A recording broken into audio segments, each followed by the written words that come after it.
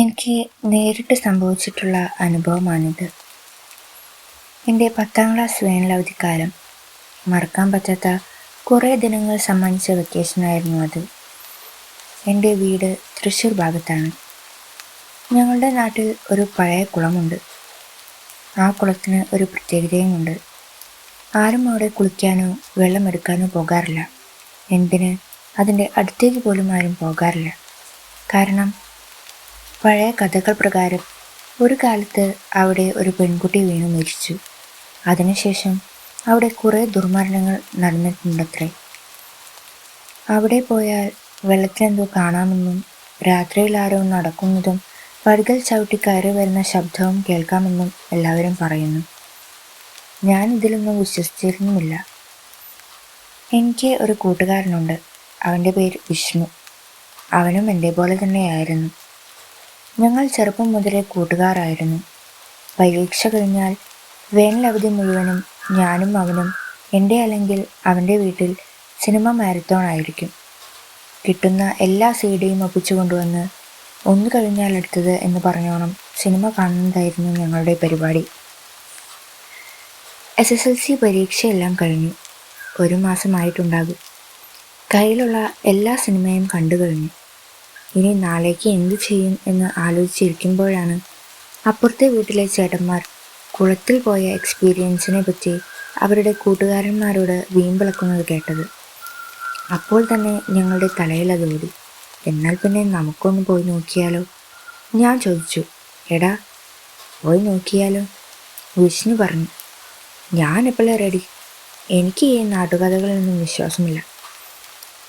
ഞങ്ങളുടെ പ്രായത്തിൻ്റെ തളപ്പാണോ അതോ ചേട്ടന്മാരുടെ വീമ്പിളക്കൽ കാരണമാണോ എന്നറിയില്ല. ഞങ്ങൾ പിറ്റേ ദിവസം സൈക്കിളിൽ അവിടേക്ക് തിരിച്ചു. ഞങ്ങളൊരു ഉച്ച സമയത്താണ് ഇറങ്ങിയത്. നല്ല ചൂടുണ്ടായിരുന്നു. എന്നാലും അവിടെ എത്തിയപ്പോൾ ഒരു അസാധാരണമായ തണുപ്പ് ഞങ്ങൾക്ക് അനുഭവപ്പെട്ടു. ചുറ്റും കാട്ടുപോലെ വളർന്ന പുല്ല്, താഴേക്ക് ഇറങ്ങാൻ പഴയ കൽപ്പടികൾ, വെള്ളം എപ്പോഴും അസാധാരണമായി ശാന്തം, കാറ്റുപോലുമില്ല. ഞങ്ങൾ പതുക്കെ ആ കൽപ്പടികൾ വഴി താഴേക്ക് ഇറങ്ങി വെള്ളത്തിൻ്റെ അടുത്തേക്ക് നടന്നു. ആ സമയം മുതൽ എനിക്കെന്തോ ഒരു അസ്വസ്ഥത തോന്നി. കാരണം അവിടെ ശബ്ദമില്ല, പക്ഷികൾ പോലുമില്ല. ഞങ്ങൾ രണ്ടുപേരും കുളത്തിൻ്റെ അരികിൽ നിന്നു. വെള്ളം അത് വിചിത്രമായി ശാന്തമായിരുന്നു. ഒരുതരം വല്ലാത്ത നിശബ്ദത. പക്ഷേ അവിടെ നിൽക്കുമ്പോൾ എനിക്ക് പെട്ടെന്ന് ഒരു വല്ലാത്ത പേടി തോന്നി. ആരോ ഞങ്ങളെ തന്നെ നോക്കി നിൽക്കുന്നത് പോലെ. ഞാൻ കുളത്തിനു ചുറ്റും കണ്ണുകൾ ഓടിച്ചു നോക്കി. ഒരു മനുഷ്യക്കുഞ്ഞു പോയിട്ട് ഒരു പൂച്ചക്കുഞ്ഞു പോലും അവിടെ ഇല്ലായിരുന്നു. എന്നാലും എൻ്റെ പേടി കുറയുന്നില്ലായിരുന്നു. പോവാം, ഞാൻ പറഞ്ഞു.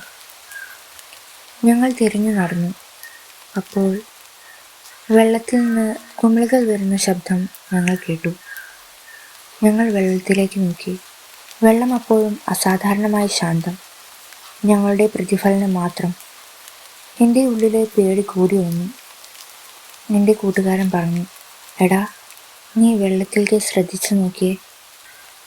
ഞാൻ താഴേക്ക് നോക്കി. എൻ്റെ പ്രതിഫലനം, അവൻ്റെയും. പക്ഷേ അവയുടെ ഇടയിൽ മറ്റൊരു മുഖം വെള്ളത്തിനുള്ളിൽ. ഞാൻ പെട്ടെന്ന് പിന്നോട്ട് നീങ്ങി. എൻ്റെ ഹൃദയം അസാധാരണമായ വേഗതയിൽ അടിച്ചു.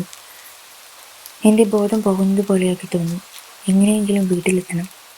നീ വായോ, നമുക്ക് പോകാം, ഞാൻ പറഞ്ഞു. അവനൊന്നും പറഞ്ഞില്ല. അവൻ വെള്ളത്തിലേക്ക് തന്നെ നോക്കിയിരുന്നു. അവൻ്റെ മുഖം പെട്ടെന്ന് മാറി. എടാ, നമുക്ക് പോകാം, ഞാൻ പിന്നെയും പറഞ്ഞു. അവൻ അവിടെ തന്നെ നിശ്ചലനായി നിന്നു, ഏതോ മായാജാലത്തിൽ വശീകരിക്കപ്പെട്ട പോലെ. ഞാൻ അവനെ പിന്നിലേക്ക് വലിച്ചിട്ടു. അപ്പോൾ അവൻ പഴയതുപോലെയായി. ആരോ ആരോ ആരോ അവിടെ ഉണ്ടായിരുന്നു, അവൻ വരച്ചുകൊണ്ട് പറയാൻ തുടങ്ങി. ഞാൻ അവനെയും വലിച്ച് വേഗത്തിൽ മുകളിലേക്ക് കയറി.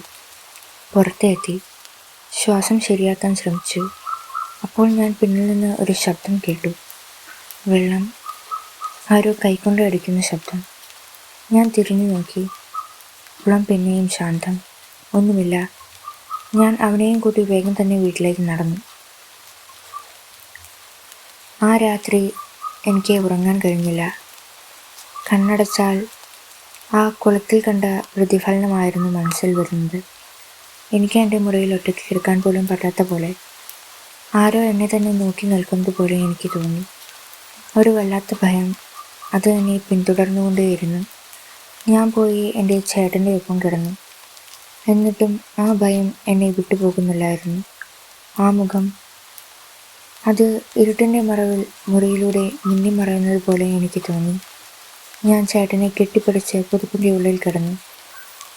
അന്ന് ആ രാത്രി ഞാൻ എങ്ങനെ തീർത്തു എന്ന് എനിക്ക് അറിയില്ലായിരുന്നു. അടുത്ത ദിവസം ഞാൻ എൻ്റെ കൂട്ടുകാരനെ വിളിച്ചു. അവൻ ഫോൺ എടുത്തില്ല. ഉച്ചയായപ്പോൾ ഞാൻ അവൻ്റെ വീട്ടിൽ പോയി. അവൻ്റെ അമ്മ കരഞ്ഞുകൊണ്ട് എന്നോട് പറഞ്ഞു, മോനെ, അവന് ഇന്നലെ രാത്രി മുതൽ എന്തോ പറ്റിയിരിക്കുന്നു. ഒന്നും മിണ്ടുന്നില്ല. എനിക്കറിയില്ല എന്താ ചെയ്യേണ്ടതെന്ന്. നീ ഒന്ന് സംസാരിച്ച് നോക്കൂ. ഞാൻ അവനെ കണ്ടു. അവൻ ജനലിനരികിൽ പുറത്തേക്ക് നോക്കിയിരിക്കുന്നു. പക്ഷേ അവൻ്റെ കണ്ണുകൾ മുമ്പത്തെ പോലെ അല്ലായിരുന്നു. മായാജാലത്തിൻ്റെ വശീകരണത്തിലായതുപോലെ, അവൻ്റെ മനസ്സും ശരീരവും വേറെ വേറെ ആയതുപോലെ എനിക്ക് വല്ലാത്ത കുറ്റബോധം തോന്നി. ഞാനും കൂടി കാരണമാണല്ലോ അവന് ഇങ്ങനെ വന്നത്. ഞാൻ അവിടേക്ക് പോണ്ട എന്ന് പറഞ്ഞിരുന്നെങ്കിൽ അങ്ങനെയൊന്നും ഉണ്ടാവില്ലായിരുന്നു. ഞാൻ അവൻ്റെ അടുത്തേക്ക് പോയി. എടാ വിഷ്ണു, എടാ, നിനക്ക് എന്താ പറ്റിയത്? അവൻ ഒന്നും മിണ്ടുന്നില്ല. ആ സമയത്ത് അവൻ്റെ അമ്മ എനിക്ക് കുടിക്കാൻ വെള്ളം കൊണ്ടുവന്നു. അത് കണ്ടതും വിഷ്ണു ആ വെള്ളം തട്ടിക്കളഞ്ഞു. അത് നമ്മളെ നോക്കുന്നുണ്ട്, നമ്മളെയും കൊണ്ടുപോകും. അവനിത് പറഞ്ഞുകൊണ്ടേയിരുന്നു. എൻ്റെ ശരീരം മുഴുവൻ തണുത്തു. എനിക്ക് ഉറപ്പായി ഇത് ഇന്നലെ കുളത്തിലുണ്ടായ സംഭവം മൂലമാണെന്ന്. ഞാൻ അവൻ്റെ അമ്മയോട് ഉണ്ടായ കാര്യം മുഴുവൻ പറഞ്ഞു. അമ്മ ആദ്യം ദേഷ്യപ്പെട്ടെങ്കിലും പിന്നീട് ശാന്തമായി. അന്ന് തന്നെ എന്നെയും അവനെയും കൂട്ടി ഒരു ജ്യോത്സ്യനെ കാണാൻ കൊണ്ടുപോയി. കുറച്ചുനാൾ ഞങ്ങൾക്ക് പൂജയും വഴിപാടും അങ്ങനെ പലതും ചെയ്യേണ്ടി വന്നു. ഏകദേശം 2 ആഴ്ചയ്ക്ക് ശേഷമാണ് വിഷ്ണു പഴയതുപോലെയായത്. ആ അനുഭവത്തിന് ശേഷം ഞാൻ ആ കുളത്തിനടുത്തേക്ക് പോയിട്ടില്ല. പക്ഷേ ചില രാത്രികളിൽ എനിക്ക് ഇപ്പോഴും ഒരു ശബ്ദം കേൾക്കാറുണ്ട്. വെള്ളം മന്ദമായി ആരോ തട്ടുന്നത് പോലെ.